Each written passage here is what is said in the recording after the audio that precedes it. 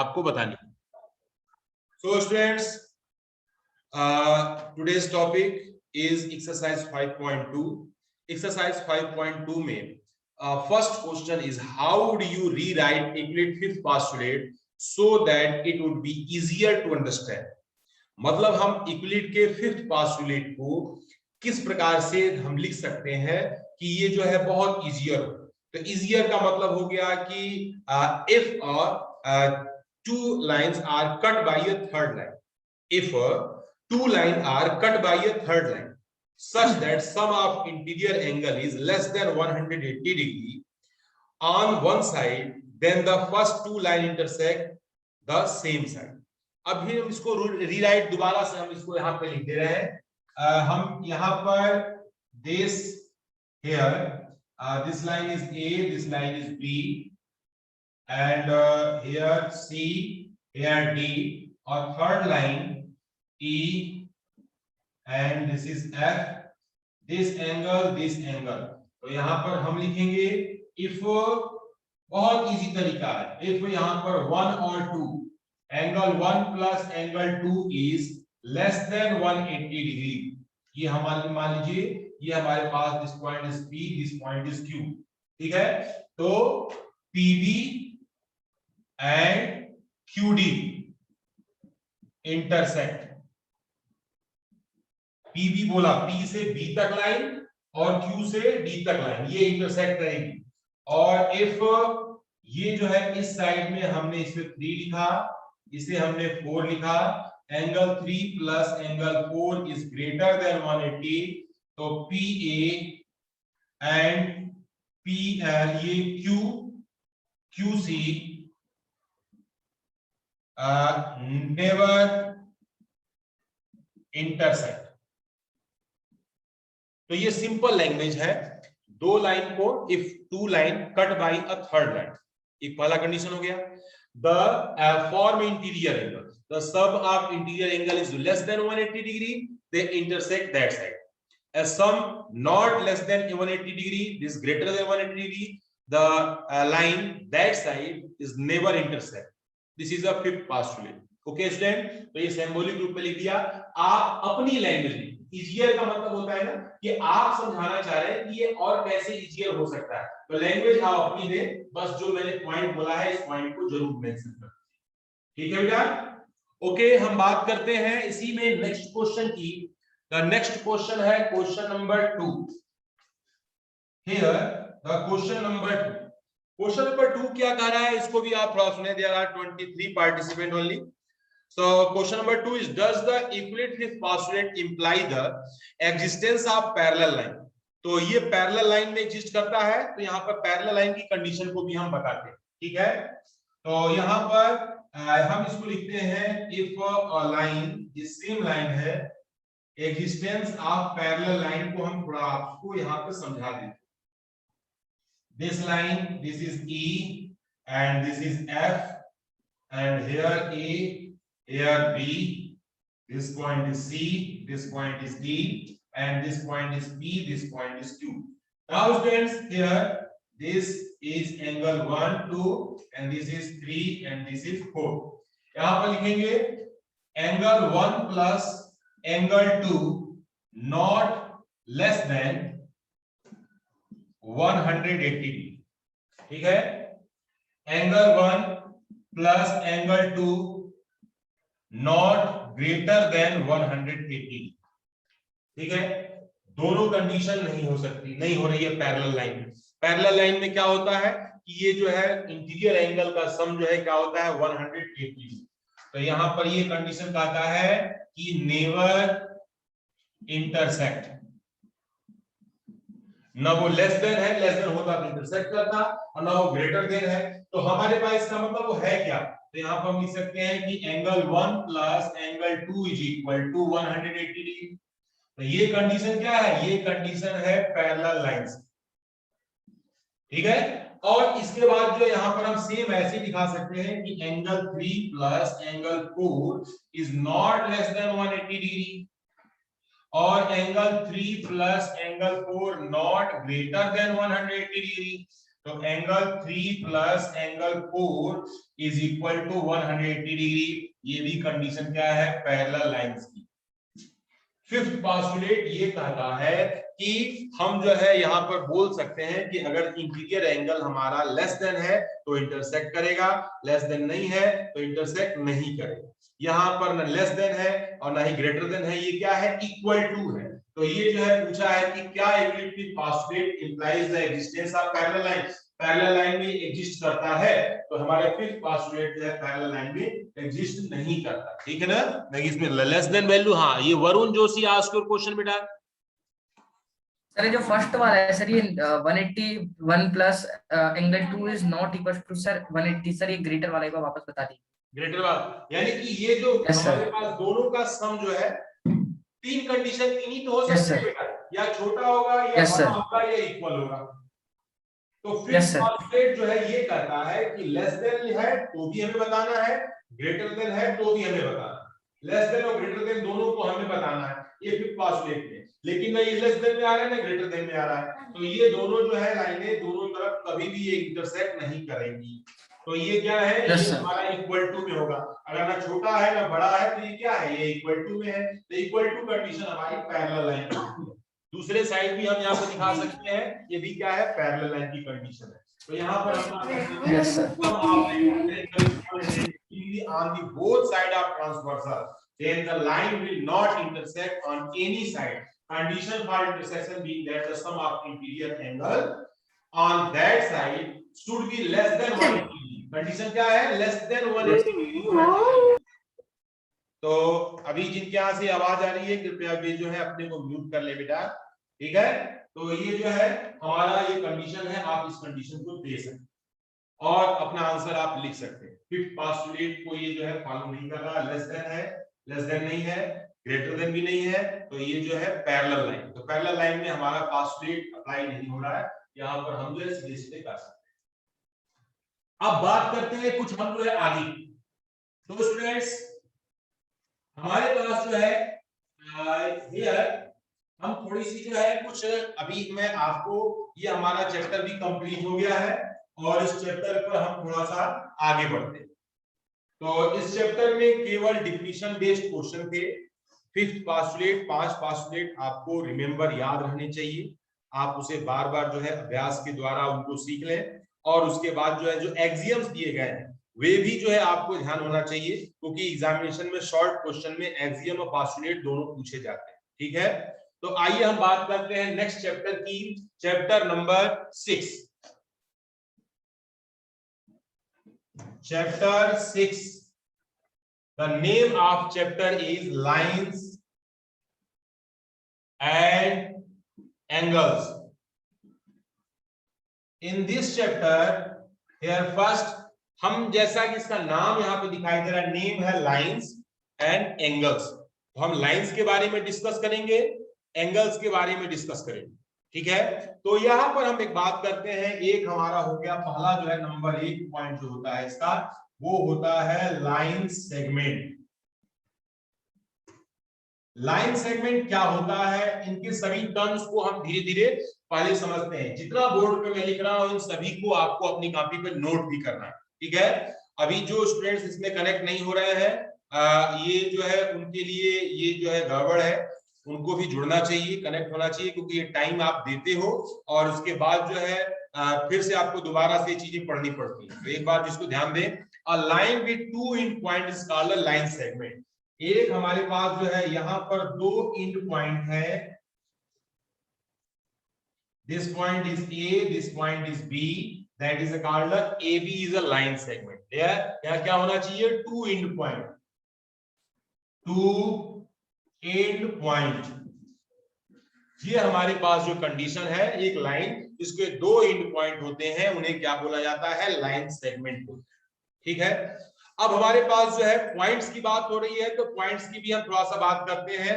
एक होता है, अगला मैं उसको भी आपको समझा देता हूं, ये एक होता है कोलिनियर, एक वर्ड है कोलिनियर, कोलिनियर पॉइंट्स।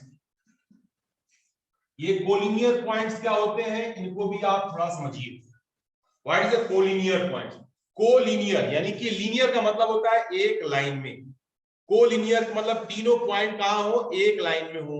तो हमारे पास जो है यहाँ पर लिखा, मान लीजिए कि एक पॉइंट ए है, एक पॉइंट ये है और एक पॉइंट ये है। This point is A, B, C, all 3 points are in a line. अगर ये तीनों एक लाइन में है तो ये क्या कहलाते हैं, कोलिनियर पॉइंट। अगर तीनों एक लाइन में नहीं है तो ये क्या कहलाते हैं, नॉन कोलिनियर पॉइंट्स। अगला हमारा जो नेक्स्ट पॉइंट है वो क्या है, non collinear points. Collinear points, तो नॉन कोलिनियर पॉइंट्स को आपको थोड़ा समझने के लिए ध्यान देना होगा। अगर हमारे पास जो है कोई पॉइंट बेतरतीब हो, यानी मान लीजिए ये ए यहां पर है, बी यहां पर है, सी यहां पर है, ये बिल्कुल लाइन में नहीं है, तो ऐसे पॉइंट्स को क्या बोला जाता है, नॉन कोलिनियर पॉइंट्स बोलते हैं। ऐसे पॉइंट्स को क्या बोलते हैं, नॉन कोलिनियर पॉइंट्स बोलते हैं। ठीक हो गया। अब इसके बाद जो है हमारे पास जो नेक्स्ट पॉइंट आता है उनको हम बात करते हैं। ये तो पहले लाइन सेगमेंट हो गई, लाइन की बात हो गई, और क्या हो गया, पॉइंट्स, क्योंकि पॉइंट से मिलकर लाइन बना है तो इनके बारे में हमने बताया। अब एंगल्स क्या होता है, एंगल्स अगला पॉइंट है हमारा। Next point is angle. Angle क्या है, ठीक है। तो एंगल में हमारे पास जो है, ये जो कोई भी हम बात करें यहां पर ऐसे दो के बीच में, जैसे मान लीजिए कि हमारे पास है, ये है ए, ये पॉइंट है ओ, और ये पॉइंट है आपका बी, और ये जो है हमारा, इसे क्या बोलते हैं, एंगल बोलते हैं। एंगल में बहुत सारी जो है तो टर्म्स होते हैं। ये जो है इसका क्या है, वर्टेक्स, ठीक है, वर्टेक्स। और वर्टेक्स में इसके बाद ये जो है हमें क्या कहलाती है, ये इसकी आर्म कहलाती है। ये दोनों जो है हमारे पास क्या होंगे, आर्म्स कहलाएंगे, ठीक है। तो ये हमारा जो है आर्म्स हो गए, और बीच में जो मेजरमेंट होता है, ये जो बीच में जैसे कि दो चीजें हमारे पास बीच का मेजरमेंट है, उस मेजरमेंट को हम क्या बोलते हैं, एंगल, ठीक है। तो हमारे पास चैप्टर के जो दोनों टर्म्स थे, लाइंस की भी बात हो गई और हमारा एंगल्स की भी बात, ठीक है। अब हम थोड़ा सा काइंड्स ऑफ एंगल की भी चर्चा करेंगे, क्योंकि ये जानना भी बहुत जरूरी है कि एंगल के काइंड्स कितने होते हैं। ये सभी आप अपनी कॉपी पर नोट करते चले, और साथ में, क्योंकि जब एक बार आप लिख लेते हो, फिर सुन लेते हो, फिर देख लेते हो, ये तीनों काम आप जिस टॉपिक पर कर लेते हैं वो टॉपिक आपके पास परमानेंट हो जाता है, वो आपसे भूलता नहीं। तो इसलिए जो है कोई भी चीज केवल पढ़ा आपने तो देख के पढ़ा है, आपकी आंखों ने पढ़ा उसे, ठीक है। आपने लिखा तो आपके हाथ ने जो है उसे लिखा है, तो आपके हाथों ने भी पढ़ा है उसे, ठीक है। और उसके बाद जो है लिखना, आप लिखते हो तो हैंड से भी पढ़ लिया आपने। एक बार यहाँ पर आप देख रहे हो, आंखों का भी काम हो गया, और मैं जो सुन रहे हो कानों के द्वारा भी जो है आप इस बात को लिसन सुन रहे हैं, तो इसका मतलब क्या हुआ कि आपको तीन तीन तरीके से एक ही चीज को रिवाइज कर रहे हैं, तो आप उसको ये याद हो जाए। तो नंबर एक आता है फर्स्ट। फर्स्ट होता है हमारे पास जो है, नंबर एक है acute angle. Acute angle, acute angle क्या होता है, इसको भी थोड़ा सा आपको जानना होगा। 0 डिग्री से ज्यादा आप पढ़े होंगे, और 90 डिग्री से कम के एंगल को क्या बोलते हैं, एक्यूट एंगल बोलते हैं। 0 डिग्री से बड़ा, और ये जो है हमारे पास x, और 90 डिग्री से छोटा, ठीक है। तो ये हमारा क्या कहलाता है, एक्यूट एंगल कहलाता है। जैसे आपके पास एग्जांपल के तौर पे एक हमने एंगल बना दिया ऐसे, ये हमारे पास ए हो गया, ओ हो गया, बी हो गया, ये हमारा थीटा हो गया, दैट इज इक्वल टू, ये मान लीजिए 30 डिग्री। तो ये एक्यूट एंगल है। तो एग्जांपल के तौर पे जैसे हमारे पास 30 डिग्री, 60 डिग्री, 45 डिग्री, एक्सेट्रा, ऐसे बहुत सारे एंगल हो सकते हैं जो किस में आते हैं, ये सभी हमारे एक्यूट एंगल के अंदर आते हैं, ठीक है। फिर अगला हमारा एंगल आता है, वो एंगल कहलाता है right. Right angle, right angle, right angle जो होता है हमारे पास जो है x जो हमारा है, ये एंगल हमारा क्या होता है, x इक्वल टू 90 डिग्री। जो 90 डिग्री का एंगल होता है उस एंगल को हम क्या बोलते हैं, राइट एंगल बोलते हैं। तो यहां पर हमारे पास जो है ये है राइट एंगल। राइट एंगल को हमेशा जो है स्क्वायर से रिप्रेजेंट किया जाता है। ये भी हमारे पास पॉइंट ए है, ओ है, और point B, this is a 90 degree right. तीसरा हम बात करते हैं, third is obtuse angle. Obtuse angle, obtuse angle क्या होता है? ऑब्ट्यूज एंगल होता है जिसमें जो है 90 डिग्री से ज्यादा और 180 डिग्री से कम ये एंगल, यानी कि एंगल 90 डिग्री से ज्यादा और लेस देन 180 डिग्री, तो ऐसे एंगल को बोलते हैं हम ऑब्ट्यूज एंगल बोलते हैं। एग्जांपल के तौर पे मान लीजिए कि ऐसा आपने बना लिया और ये हमारे पास जो है वो है, ये आपका जो है एंगल है 120 डिग्री, तो ये हमारे पास ए है, ये पॉइंट बी है। इसमें एग्जांपल हम दे सकते हैं, ये जो है हमारे पास 180 से छोटा यानी 120 डिग्री, 135 डिग्री और यहाँ पर 100, यहाँ पर 70 डिग्री इटसेट्रा। तो ऐसे बहुत से एंगल है जो कि हमारे पास जो है 90 से ज्यादा है और 180 से हमारे क्या है कम, ऐसे एंगल को हम बोलते हैं ऑब्ट्यूज एंगल। फिर इसके बाद आता है स्ट्रेट एंगल। अगला है हमारे पास स्ट्रेट एंगल। स्ट्रेट एंगल, जैसे हमारे पास 90 डिग्री के एंगल को राइट एंगल बोलते हैं, तो हमारे पास जो है 90 तो 180 डिग्री को क्या बोलते हैं? यहाँ पर स्ट्रेट एंगल बोलते हैं। That is x equal to 180 degree और this is a straight angle. Here this point is 180 degree and here this point is A, this point is B, this point is O. अब ये हमारा क्या हो गया? Straight angle हो गया। और इसके बाद जो होता है रिफ्लेक्स एंगल। अगला हमारा जो नेक्स्ट पॉइंट होता है वो एंगल का नाम है रिफ्लेक्स एंगल। तो हम जो है इसको भी आपको समझा दें।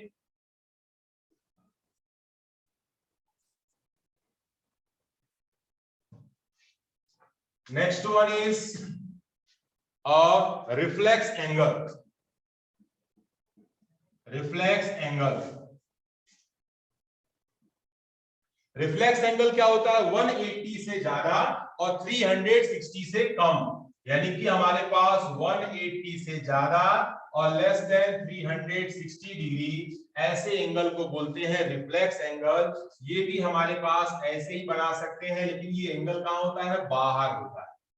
ठीक है, तो यहाँ पे हम बात कर सकते हैं, ये मान लीजिए कि हमारे पास जो है 300 का एंगल है, 300 डिग्री। तो एग्जाम्पल के लिए आप ले सकते हो, एग्जाम्पल के लिए 200 डिग्री, 260 डिग्री और 300 डिग्री एक्सेट्रा। तो ऐसे बहुत सारे हमारे पास जो है एंगल है, तो इनकी बात करते हैं। बाकी जो है 360 डिग्री के एंगल को कंप्लीट बोला जाता है, तो उसकी कोई जरूरत नहीं है। हम यहाँ पर हम इसकी बात करते हैं, इस रिफ्लेक्स एंगल को हमने यहाँ पर समझा। ठीक है, अब इसके बाद बात आ रही है, एक हमारे पास जो है कुछ एंगल होते हैं, उनको भी थोड़ा आपको जानना पड़ेगा। तो नंबर एक जो है, पहला पॉइंट हमारा है, ध्यान से सुनना बच्चों, एंगल है हमारे पास जो है, जिसे हम जो एंगल्स की बात कर रहे हैं वो है complementary angle. Complementary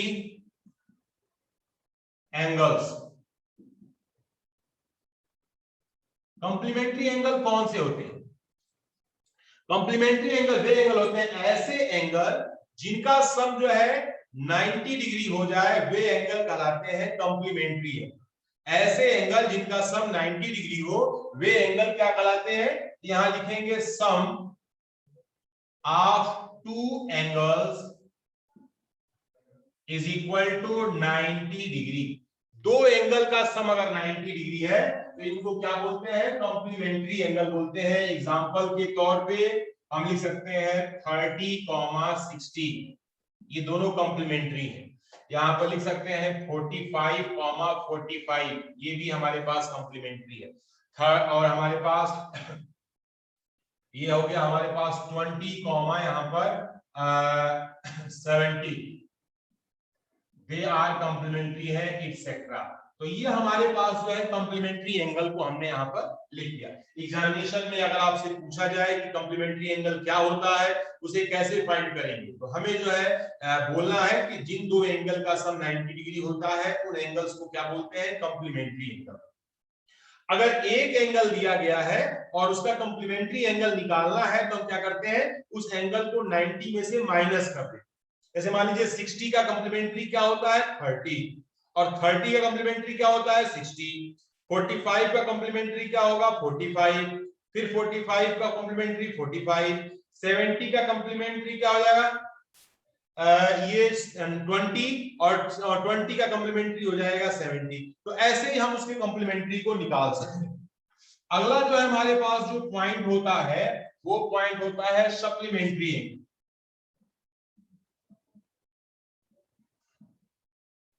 supplementary angles, इन एंगल को थोड़ा सा आप समझें, बिल्कुल सेम है, कॉम्प्लीमेंट्री सप्लीमेंट्री नाम जो है एक जैसे, लेकिन जो है एक बात का ध्यान रखना है कि ये जो है सप्लीमेंट्री एंगल जो होते हैं जिनका सम जो है सम ऑफ टू एंगल, यहां पर हम लिखें sum of two angles is equal to 180 degree. अगर दो एंगल का सम हमारे पास 180 डिग्री आता है तो ऐसे एंगल को क्या बोलते हैं, हमारे पास जो है सप्लीमेंट्री एंगल। एग्जांपल के रूप में आप दे सकते हो, बहुत सी हम एग्जांपल ले सकते हैं। एग्जांपल क्या होगा, जैसे हम यहाँ पर बात करते हैं, एग्जांपल हमने लिया 60 तो कॉमा 120, ऐसे लिख सकते हैं, कॉमा 90 प्लस 90, ये भी हम लिख सकते हैं, कॉमा, और उसके बाद जो है यहाँ पर हो गया ये हमारा 75 प्लस, अब हमारे पास 105 डिग्री। तो ये हमारे पास जो है क्या है, ये सप्लीमेंट्री। एक सप्लीमेंट्री का दूसरा हमें निकालना है पेयर, तो उसको 180 में से माइनस करके हम उसे फाइंड कर सकते हैं, ठीक है। दूसरे का हमें सप्लीमेंट्री निकालना है तो उसको पहले में से क्या कर सकते हैं, माइनस कर सकते हैं। तो हमें जो है इसमें कुछ आज अभी टर्म्स आपको यहाँ पर बता रहे हैं, साथ ही साथ हम बात करते हैं अभी थोड़ा सा मैं थोड़ा सा म्यूट कर रहा हूं क्योंकि हाँ स्टूडेंट्स, आप सभी मुझे अपनी वीडियो एक बार ऑन कर लें। अभी कुछ जो है मैं क्वेश्चन पूछूंगा आप लोगों से, आपको जवाब भी देना है। सभी की वीडियो ऑन होनी चाहिए, ओके। हाँ, तो आप ये समझ के क्या देखिए, कॉम्प्लीमेंट्री एंगल क्या होते हैं, वो दो एंगल सर जिनका सर सब 90 डिग्री होगा सर, दो एंगल्स का सम 90 डिग्री को दो एंगल का सम 90 डिग्री है तो ये क्या कहलाएंगे, कॉम्प्लीमेंट्री एंगल। और सप्लीमेंट्री एंगल किसे कहते हैं, the sum of two angles 180 degree sir, दो एंगल का सम 180 डिग्री होगा, वो दोनों एंगल्स होंगे 180 डिग्री। अब इसके बाद ध्यान रखिएगा, एंगल्स के काइंड्स आपने देख लिया, एंगल्स यस सर, होते हैं, यस सर, सर 5 प्रकार से 6 6 हो जाएंगे सर, कंप्लीट एंगल को सर मिला के। सर 6 हो गए acute angle, right angle, obtuse angle, straight angle, reflex angle और कंप्लीट एंगल 6 हो जाएंगे सर। अभी आप लोग यानी जो मैंने बताया वो आप सुन रहे थे, ठीक है। एक मैं और डिफिनीशन देता हूं, अगर बच्चों एक चीज चाहिए मुझे, अगर मेरे पास एक बुक है, जैसे मेरे पास एक कॉपी है, ठीक है, ये कॉपी अट्रैक्टिव कॉपी है, पीछे जो है लूडो बना है, आगे नहीं दिखाएंगे, इसमें जो है यहाँ पर ये पेज हमने ऐसे खोल दिया, आप सभी देख रहे हैं बेटा, आप सभी के पास जो है कॉपी वगैरह होगी ना, तो कॉपियों पर आप देखते हैं ये भी आपके पास यहाँ पर क्या दिखाई दे रहा है, यहाँ एक पेज 90 डिग्री ऊपर करते हो तो यहाँ 90 डिग्री बन रहा है, एक यहाँ राइट एंगल कॉम्प्लीमेंट्री। हाँ, अब आप सुनिए, ध्यान सुनना बच्चों, मैं इस चीज को समझाने के लिए ये काम कर रहा हूँ। अब यहाँ पर आप देख रहे हैं कि इसमें क्या एक चीज, दोनों एंगल में कॉमन क्या है, यहाँ भी एंगल बन रहा है और इस साइड भी एंगल बन रहा है, इन दोनों में कॉमन क्या है सर 45 डिग्री 45 डिग्री 45 कॉमन नहीं हो रहा है बेटा, कॉमन क्या है, एक आर्म कॉमन है सर, इसकी एक आर्म कॉमन है सर, कॉमन है, ठीक है। यस सर, ध्यान सुनना बच्चों, यस सर, वर्ड को आप पूरा सुनिए ध्यान से, ये जो है एक आर्म बीच में जो है वो कॉमन है, और जो नॉन कॉमन आर्म्स हैं, ये दोनों जो नॉन कॉमन आर्म है यानी कि ये कॉमन नहीं है, ये कॉमन नहीं है, ये नॉन कॉमन आर्म्स है। तो non common arms are either both side the common arms. ये जो नॉन कॉमन होती है वो कॉमन आर्म्स के दोनों साइड में होनी चाहिए, ठीक है। ये कंडीशन है, this is the condition of adjacent angle, ठीक है बेटा। अभी भूलेंगे तो नहीं आप इसे। Yes sir. एडजेसेंट एंगल में एक कॉमन आर्म होती है और नॉन कॉमन आर्म्स जो होता है वो कॉमन आर्म्स के बोथ साइड में होता है, यानी कॉमन आर्म्स हमेशा दोनों के बीच में होनी चाहिए, तभी ये एंगल हमारा एडजेसेंट एंगल कहलाएगा। तो मैं इसमें इसको केवल मैं बोलकर समझाया, मैं इसको यहाँ पर थोड़ा सा फिगर में दिखा देता हूँ। यहाँ पर देखिएगा बच्चों, अगला जो हमारा नेक्स्ट पॉइंट है वो है एंगल।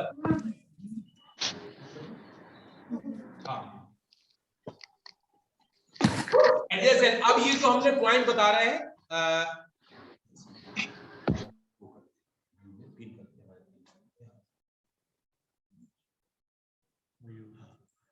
स्पीकर तो अब यहां पर हमारे पास एडजेसेंट एंगल है। एडजेसेंट एंगल का फिगर हम बनाते हैं आपको, ये मान लीजिए ऐसा एक एंगल, ये this is and this point is A, this point is B, this point is C। ये इसलिए समझना जरूरी है बेटा कि अब हमारे जो एक्सरसाइज के क्वेश्चन होंगे सब यहीं पर बेस्ड होंगे। अभी तक जो चीजें मैं बता रहा था वो पिछली क्लास के थे, वो केवल आपके रिवीजन के लिए बताया मैंने। तो यहाँ हमारे पास ये जो सिंगल एंगल है और ये डबल एंगल है, ये मान लीजिए दोनों एंगल हमारे पास जो है, ये दोनों कैसे एंगल है, एडजेसेंट एंगल है। यहाँ पर आपका ये पॉइंट OB आर्म्स है वो कॉमन है, और OA और OC ये नॉन कॉमन आर्म्स है, ये कॉमन आर्म्स के दोनों तरफ है। ऐसे एंगल को क्या बोला जाता है, एडजेसेंट एंगल बोलते हैं, ठीक है। अब इसके बाद जो है हम बात करते हैं एक और पॉइंट की, ध्यान से सुनना बच्चों। अगला पॉइंट है हमारा लीनियर पेयर।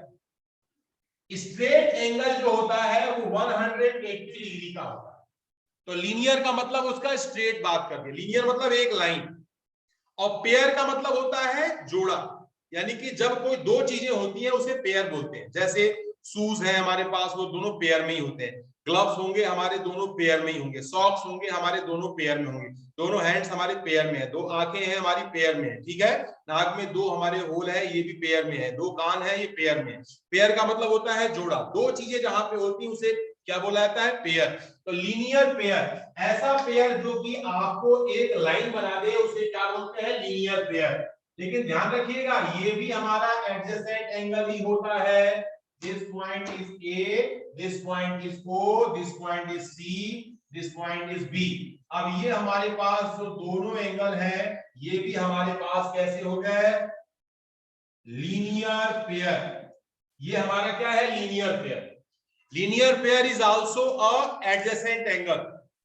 बस अंतर क्या है इसमें, ये कोई जरूरी नहीं कि एडजेसेंट एंगल का सम जो है 90 हो, सॉरी 180 हो, लेकिन जो है लीनियर पेयर में ऑलवेज इन दोनों का सम क्या होगा, 180 डिग्री।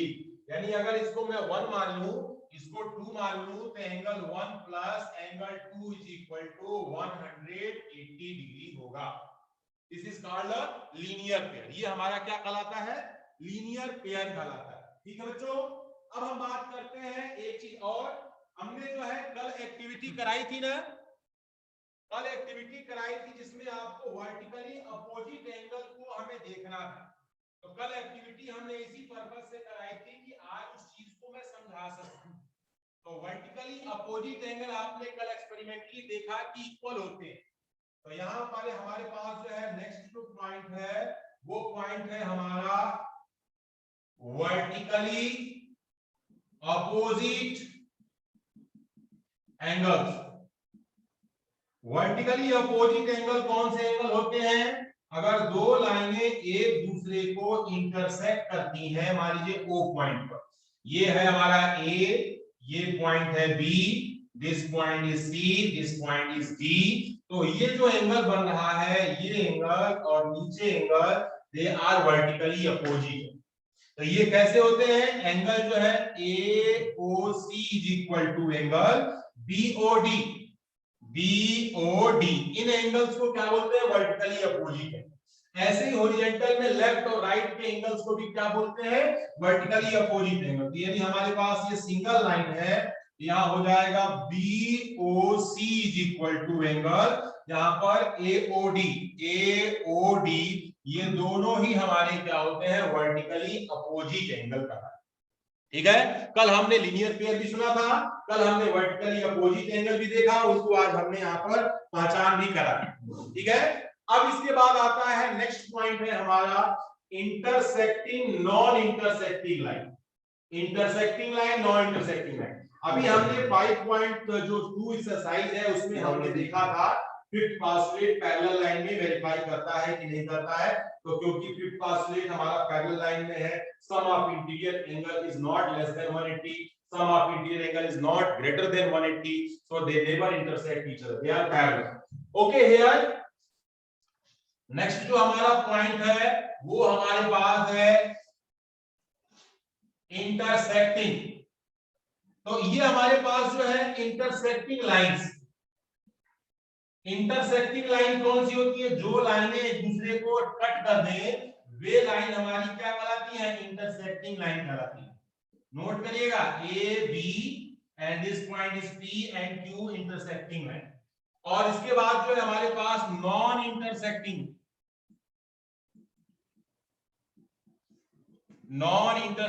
लाइंस।